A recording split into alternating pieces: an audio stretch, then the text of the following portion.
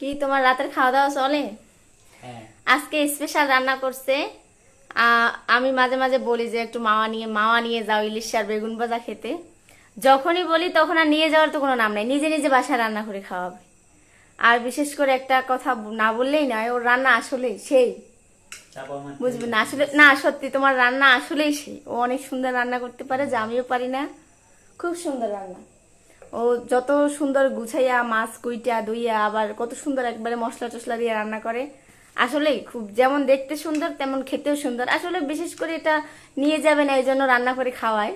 এজন্য শিখছি যাতে নিয়ে না যাওয়া লাগে, বুঝছো, টাকা খরচ হবে না। কিন্তু তারপরও আসলে না বললেই না, ও অনেক সুন্দর রান্না করে।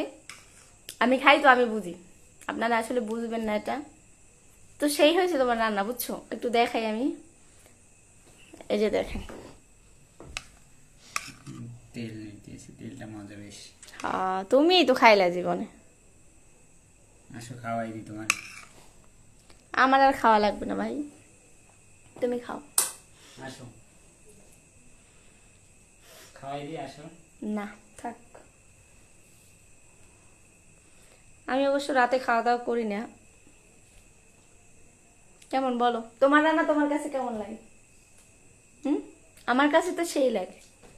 আমি যদি বলি ভালো লাগে তাহলে অবশ্য আমি যেই পরিমাণে অলস, বুঝছেন, আমি যেই পরিমাণে অলস, তাতে ওর রান্না কেন, সবার রান্নাই ভালো লাগে কথা, কিন্তু ওটা একবারে স্পেশাল।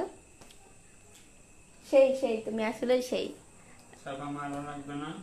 তো মানে আমি একটা হোটেল দিয়ে দেবো, বুঝছো? হুম।